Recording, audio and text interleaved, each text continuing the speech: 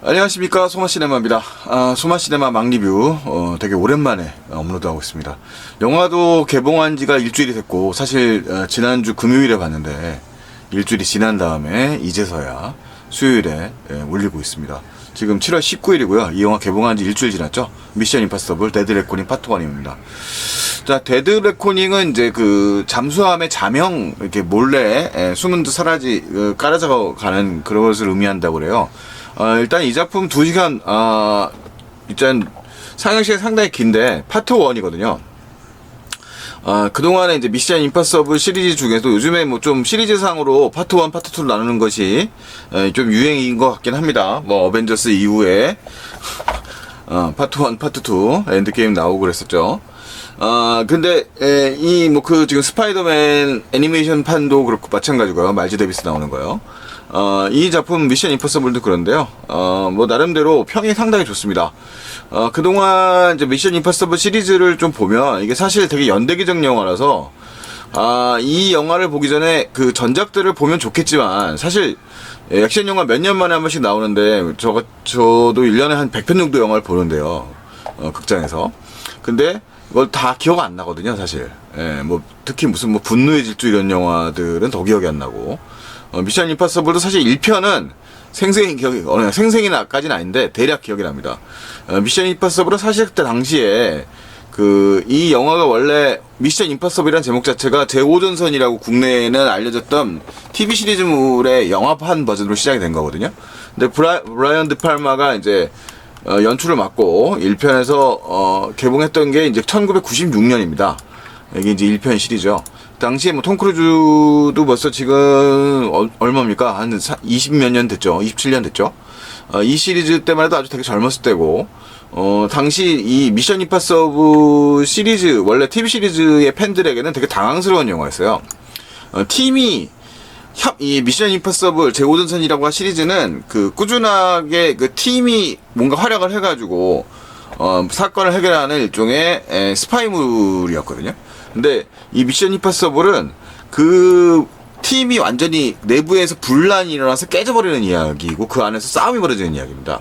그래서 팀워크 영화로 시작된 팀워크 영화를 기대했던 분들에게는 전혀 당황스러운 설정이었던 거죠. 어떻게 보면 원작의 정신 느낌에 가는 좀 다른 느낌으로 영화를 만들었고, 애초에 미션 임파서블 자체가 초기 한 4편 정도까지만 해도 그런 감독들의 특징에 따라서 영화가 스타일이 좀 바뀌어요.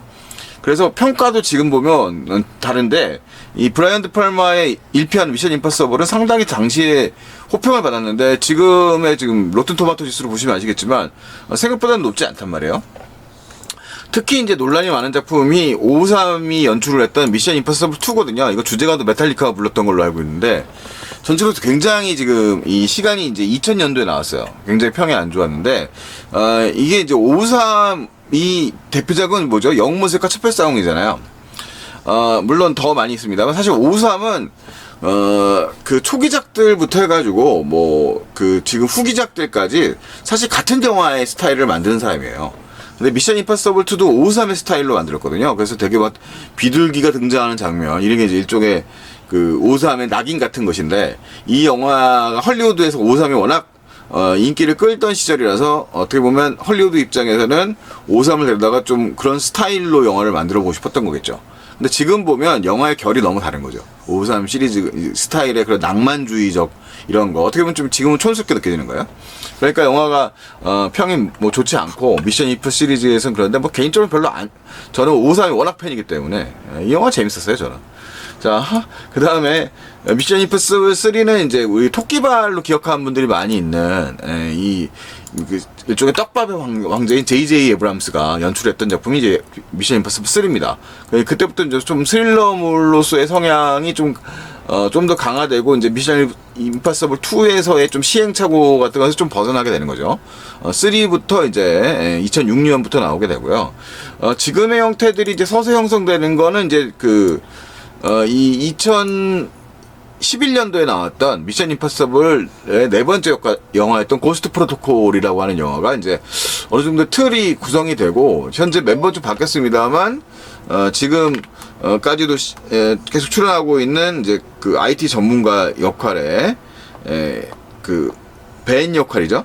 벤 역할을 담당하고 있는 누구십니까? 아 갑자기 이름 생각이 안 나네. 네. 아 미쳐버리겠네요. 네. 찾았습니다. 사이먼 패그. 사이먼 패그 이름 생각이 안 나. 자, 사이먼 패그가 벤이 이제 이때부터 벌써 출연을 하고 있고요. 그래서 약간 이때부터 좀 약간 팀워크 무비가 돼요. 자, 그리고 이제 이어서 미션 임파서블 5부터가 이제 5번째 영화서부터가 지금 현재 크리스토퍼 맥쿼리, 각본가 출신은 크리스토퍼 맥쿼리죠. 맥쿼리가 이제 5번째 영화 로그네이션이라고 하는 영화죠. 이때부터 지금 현재 팬들이 아마 이 시리즈들부터 되게 좋아하는 것 같습니다. 틀도 잡히고 뭔가 이제 좀 현대적인 감각에 맞는다고 해야 되나? 뭐 좀 액션 영화로서. 그리고 IMF가 약간 좀 공상에 지나지 않을 수밖에 없습니다만, 원래 1편부터는 약간 미국에 속해 있는 이제 알려지지 않은 뭐 비밀 특수조직 같은 불가능한 임무를 수행한다는 뭐 그런 설정이었는데, 약간 독립적 성격을 가지게 돼서 일종의 이 팀 자체가 어떤 국적에 속한다기보다는 프로젝트를 맡아서 수행하는 일종의 아무도 못하는 임무를 하는 그런 조직으로서의 성격을 보여주죠. 그 성격을 보여주는 게 지금 요번에 7편째 영화에서 굉장히 뚜렷하게 보여주는데, 어쨌든 그 틀의 형태가 이제 5편에서도 형성이 됩니다. 자, 그 다음에 이제 6편으로 넘어오게 되고, 6편에서 이제 뭐 벌써 평가들이 뭐 엄청나게 올라가죠. 이제 이게 점점 이제 이 영화가 의도하진 않았겠지만 7편째로 넘으면서 톰 크루즈라고 하는 배우의 정체성과 이 영화가 완전히 맞들어가게 돼요. 그러니까 톰 크루즈가 80년대 등장했을 때만 해도 완전히 잘생긴 핀업 스타였거든요. 근데 어쨌든 현재 환갑이 된 나이에서 현 시점에서 보자면 아날로그 액션 씬을 찍는, 자기가 직접 목숨을 걸고 스턴트를 하는 거의 어떻게 보면 유일한 감독이에요. 자기가 스스로 제작자이기도 하기 때문에 가능한, 그러니까 헐리우드에서 배우가 직접 위험한 스턴트를 하면 영화 제작이 어렵잖아요. 근데 이제 어쨌든 뭐 말들은 많습니다만, 톰 크루즈의 경우엔 자기가 만든 영화의 퀄리티에 대한 집착이 있단 말이죠. 그 집착 때문인지 뭔가 직접 하지 않으면 안 될 것 같다는 생각을 하는 사람이에요. 그래서 뭐 이런 스틸들이 나오는 거죠. 진짜로 뛴다는 거죠. 진짜로 배우가. 이런 게 뭐 다른 작품들에서도 직접 액션 영화를 찍고 있습니다만, 특히 자기가 직접 개입을 해서 찍는 이 미션 임파서블 시리즈에서는 아주 정점을 찍고 있습니다. 뭐 탑건에서도, 탑건 매버릭에서도 뭐 자기 직접 조종을 했던 걸로 유명합니다만, 어쨌든 이 미션 임파서블 시리즈는 이단 헌트 역할을 맡고 있는 톰 크루즈와 떨어뜨려 놓고서 생각할 수 없는 영화이고요. 이 데드 레코닝의 경우에는 영화의 설정 자체가 1편과 마찬가지로 이제 조응하는 영화예요. 그러니까 여기에서 1편에서 미션 임파서블 브라이언 드 팔머가 처음 연출했었던 1편에서는 팀이 깨지는 얘기거든요. 그 팀 안에서 배반이 일어나고 그 팀의 그 배반을 찾아내는 일종의 탐정 역할을 톰 크루즈가 했단 말이에요. 근데 이 7편에서는 팀이 사실 다른 영화들, 이 전편들에 비하면 팀들이 활약이 앞부분에서 멈춥니다. 그러니까 영화가 거의 액션 시퀀스에 크게 구성이 되어 있는 부분들이 있지 않습니까? 그 두바이 공항 시퀀스, 그 다음에 로마 액션 시퀀스가 로마에서 액션 시퀀스가 벌어지죠. 그 다음에 이제 마지막 후반부에서 엄청난 유로레일 이렇게 익스프레스 기차 씬이 펼쳐지고 있습니다만, 알프스 같은데, 실제로는 노르웨이에서 찍었다고 하죠. 근데 그런 액션 시퀀스가 펼쳐지는 후반부가 상당히 길게 벌어진단 말이에요. 근데 그래서 이 영화의 경우에는 영화적 서사가 아주 오락 영화의 구성에 충실한 영화입니다. 그러니까 이해하기 될 만한 설정의 요소들을 앞부분에 던져요. 앞부분에 사건을 보여주죠. 이 톰 크루즈가 바로 등장하지 않고 앞부분에 이제 보통 우리가 007 영화 같은 영화들 봐도 주인공이 무슨 임무를, 첫 번째 작은 임무 같은 걸 하나 해결해서 이제 오프닝 시퀀스거든요. 관객들이 도망가지 말라고 뭔가 이제 사건이 벌어지는, 이제 큰 사건, 폭파 장면이 막 벌어지고 액션이 벌어지는 장면을 집어넣는데, 이 영화에서는 톰 크루즈가 처음부터 등장하지 않고 이 영화의 상황을 보여줘. 이 전체의 빌런의 상황을 보여준단 말이에요. 그러면서 그러니까 러시아 잠수함이 핵 잠수함이죠.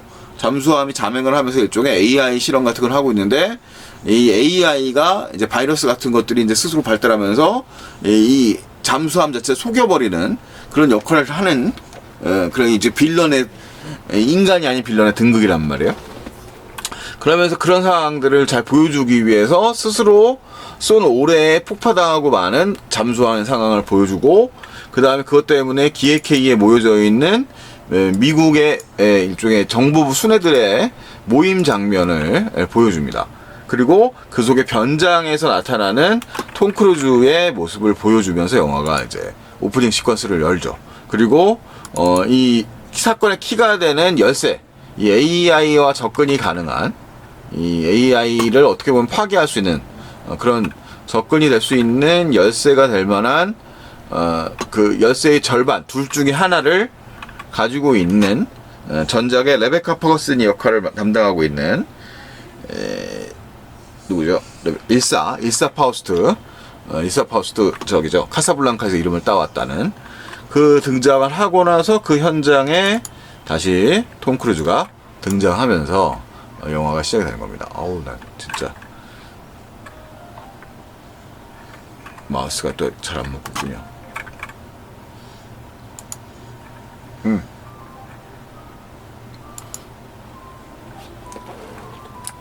네. 그런 장면이란 말이죠. 그래서 이 상황에 이제 그 1편에서 등장했었던 이 국장 역할을 담당하고 있는 분이 이분이에요. 이 배우 이름이 그 이름을 외울 정도는 제가 안 되기 때문에 이분께서 1편에 등장하고 다시 7편에 등장을 해서 유진 키트리치라고 하는 헨리천이라고 하는 배우가 등장을 해가지고 상황은 이제 간 거죠. AI가 공격기 가능한 강력한 AI가 등장했단 말이죠. 그러면 이제 각 정보기관들은 뭘 할 거냐? 그 AI를 서로의 국력을 위해서 빼앗으려고 하겠죠.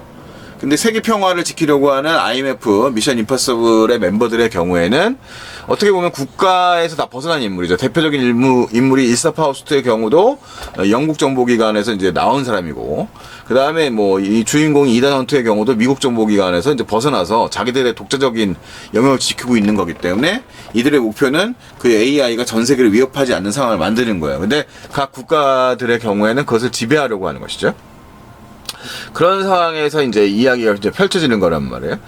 자, 그래서 악역은 이 빌런이라고 하는 인물이고, 거기다가 약간 서사를 하나 더 섞습니다. 그래서 이 원한 관계를 가지고 있는 인물 한 명 더 집어넣죠. 더 투여를 하는데, 그러니까 실제로 AI가 나와서 뭔가를 할 수 있는 것은 없으니까 이제 액션적인 요소들을 해결하기 위해서 대행자를 이사이 모랄레스라고 하는 캐릭터, 이 분이 이제 그 숙적으로, 아치에넘이죠. 숙적으로 등장한단 말이에요.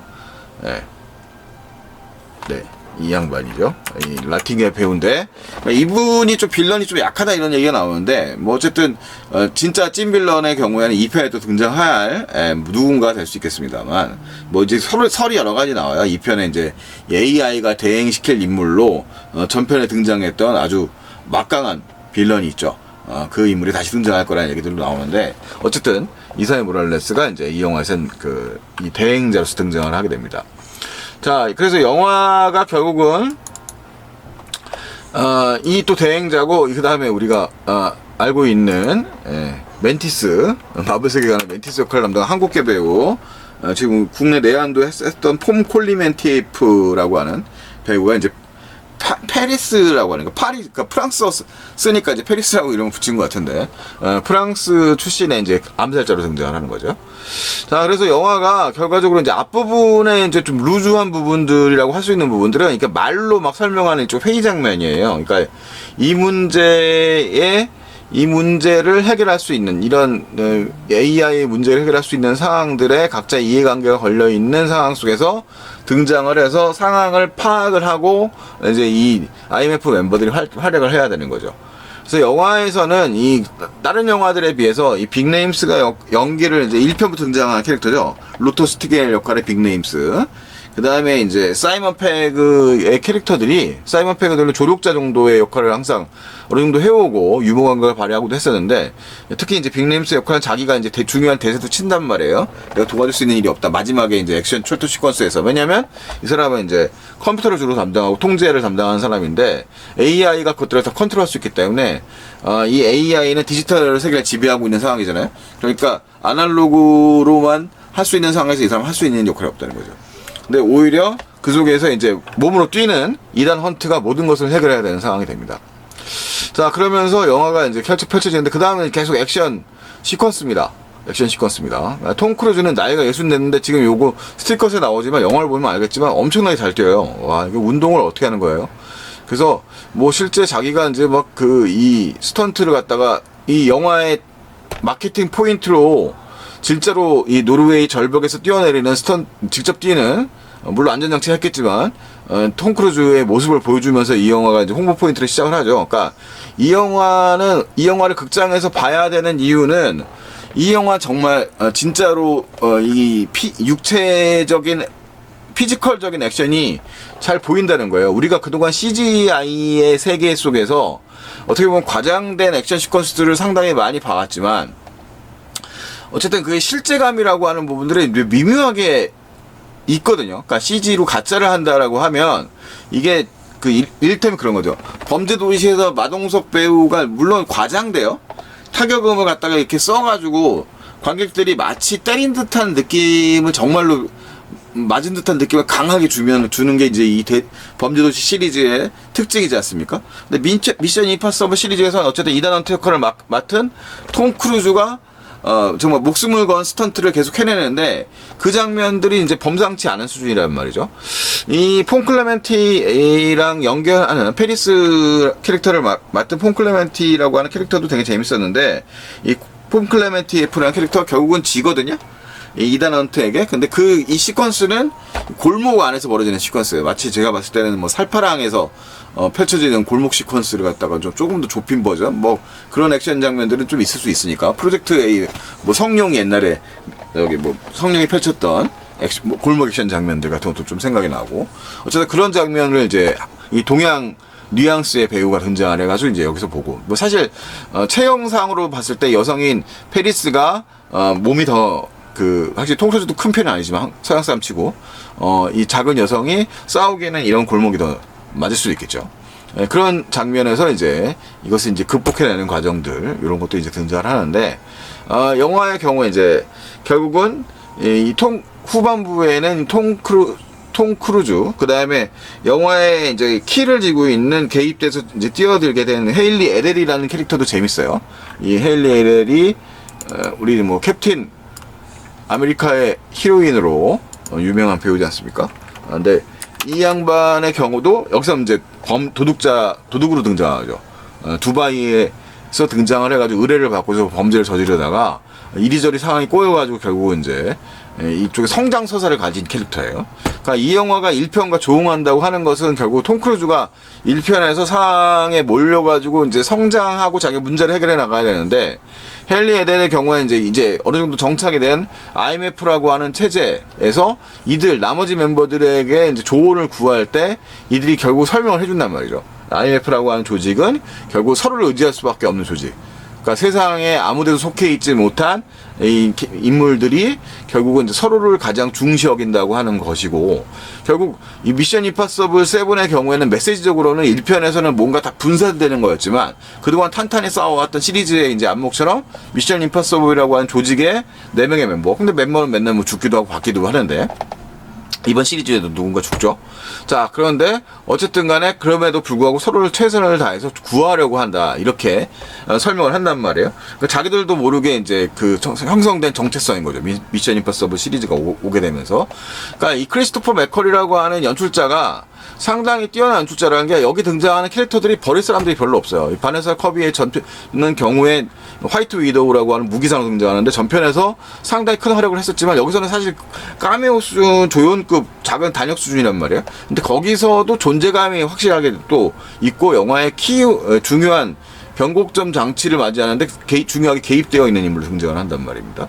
그래서 등장을 하고, 아까 말씀드렸던 제가 되게 그 약간 느끼기에 뭐였냐면 이 뭐 이름이 어려워요. 폰클레멘티리 F의 경우에는 상당히 소비되는 캐릭터인 걸로 저는 이해를 했거든요. 그냥 뭐 진짜 대행자, 진짜 빌런의 대행자의 보스의 또 밑에 대행자.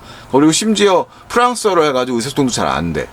근데 이 사람이 그 안에서도 내적 변화가 이루어진단 말이에요. 뭐 설득력이 조금 떨어질 수도 있는데 뭐 어쨌든 모티브 확실하게 줬으니까 이 오락 영화에서.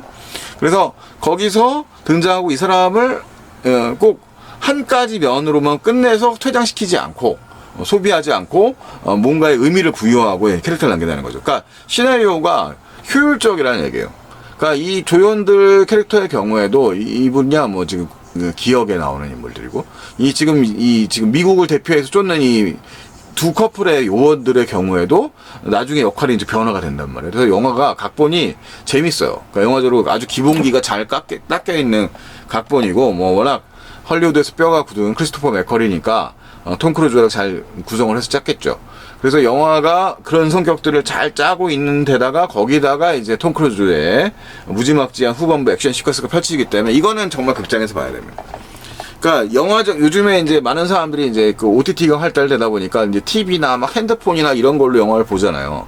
근데 빅스크린의 체험이라고 하는 게 사실은 좀 그래요. 영화를 많이 보다 보면 이게 집중력을 발휘해서 오밀조밀한 드라마에서 능력을 발휘할 때가 있습니다. 근데 기본적으로 사람들이 일단 대중들이 영화라고 하는 극장에 가서 봐야 될 이유를 찾으려고 한다면 거대한 스펙터클이라든가 이제 그것이 주는 이 황홀경이 있잖아. 스펙타클의 황홀경이라는 게 있는데 오랜만에 이것은 가짜가 아니라 그러니까 이제 CGI로 메꿔진 것이 아니라 정말로 뛰고 부시고 있다는 감각이 들어가는 액션 영화라는 거예요. 아날로그 형식의 영화가 아직도 의미가 있다는 거. 물론 위험하니까 CGI를 뭐 부분을 안 썼을 리가 없겠죠. 제작비 상당히 많이 썼겠지만 그래도 진짜로 가서 뛰고 찍고 달리고 하는 그런 것이 아마 7편에서 제일 두드러지게 않았는가. 그러니까 뭐 차가 막 빌딩과 빌딩 사이를 날아다녀. 누가 봐도 뻥인지 알지만 재밌다고 보긴 하는데 사실은 그래도 이건 진짜로 뛰기는 어렵잖아요. 근데 이거는 뭐 이 미션 임파서블 사람들이 한단 말이죠. 이것도 어떻게 보면 고전적 시퀀스예요. 막 이렇게 전복된 기차를 위해서 막 떨어지고 하면서 칸과 칸을 올려가면서 막 하는데 그것도 시퀀스 자체로 구성이 잘 돼 있단 말이죠. 앞에서 영화에서 보면 뒤에서 쭉 이 기차가 어떻게 구성되어 있는지 쫙 보여준 다음에 그 차들의 칸이 뚝뚝뚝 떨어져 나가는 장면들이 영화 후반부의 하이라이트를 구성한단 말입니다. 그래서 이걸 갖다가 이제 이런 거는 물론 이제 그린 스크린 같은 걸 써가지고 이제 CG를 썼을 거예요. 하지만 영화 촬영 장면을 보면 상당수가 역시 또 달리는 기차에서 어떻게든 간에 뭐 이게 100km짜리를 정말 달릴지는 않았겠지만 열차를 만들어내고 직접 이렇게 달리는 열차에서 속도감을 올리면서 실제감을 올렸다는 거죠. 그게 중요한 거예요. 그러니까 그런 장면들의 요소고 뭐 실제로 이렇게 만든 기관차의 장면을 떨어뜨리는 장면들도 직접 촬영을 하고, 그러니까 이물감을 안 만들기 위해서, 그러니까 암만 CGI가 발달을 했다고 하더라도 우리가 대략 보면 알잖아요. 예산이 크지 않은 영화들의 경우에는 진짜로 자동차가 떨어지지 않는다라는 걸 우리가 알 때가 있단 말이에요. 그러면 영화 좀 김이 새죠, 아무래도 느낌상. 그래서 그런 장면이 있지만 이 영화는 그렇지는 않다는 거죠. 나름대로 그 안에서 최대한 아날로그 액션의 영화의 매력을 살리고 있기 때문에 그 영화의 스펙타클의 황홀경이 잘 살아있는 그런 영화라는 생각이 듭니다. 그래서 어쨌든 어쨌든 간에 이 영화가 상당히 긴 영화고 뭐 훌륭하다, 작품성이 아주 뛰어나다라고 말할 수 없어요. 완전히 잘 만든 오락 영화다라고 말할 수 있는 영화고, 이런 영화가 어떻게 보면 희귀하다는 거죠. 그러니까 제대로 뛰고 달리고 해서 만들어진 영화들이 그렇게 요즘에 흔하지 않은 상황에서 어떻게 보면 이제 규모의 경제가 가능한 블록버스터 사이즈, 사실 흥행이 되어야 블록버스터 사이즈가 가능한데 이 미션 임파서블 시리즈는 특히 미국 북미보다는 해외에서 더 크게 히트를 하는 영화이기 때문에 월드와이드 릴리즈가 잘 되는 영화고, 그래서 돈이 벌리니까 이제 이렇게 투자를 할 수 있는 거거든요. 그래서 그런 그런 요소들이 이 영화를 극장에 가서 봐야 될 요소들이고, 이 영화를 꼭 보기 위해서 전편들을 안 봐도 됩니다. 영화 자체가 이렇게 잘 만들어진 영화이기 때문에 여러분들이 이 영화는 꼭 극장에서 발견을 하시길 바랍니다. 뭐 올해 흥행이 좀 200만 정도 제가 일주일 만에 지났는데 흥행이 좀 된 것 같더라고요. 재밌어요. 예, 그래서 집중력이 약해서 영화를 못 보겠다 이런 분들이 있을 수는 있는데 어쨌든 웬만하면 저 되게 피곤한 상태에서 봤는데 뭐 잘 봤거든요. 예, 그러니까 여러분들도 그럴 수 있지 않을까. 저 따위가 대충 다 볼 수 있었으니까 여러분들도 볼 수 있지 않을까 생각이 됩니다. 시간이 되면서도 한번 또 좀 다른 포맷으로 도전해보고 싶은 영화입니다. 미션 임파서블 데드 레코닝 파트 1에 대한 얘기, 뭐 제 감상을 주저리 떠들었습니다. 이미 좀 늦었고 조회수 안 나오겠지만 보시고요. 제가 좀 자리를 비워서 여행을 좀 갑니다. 그래서 한동안은 리뷰가 일주일 정도 이상은 올라오지 않을 것 같습니다. 먼저 떠나기 전날 밤에 이걸 찍어서 올리고 있고요. 다음에 여행 영상은 언제 올라올지도 모르겠네요. 자, 어쨌든 다음에 뵙겠습니다. 안녕히 계십시오.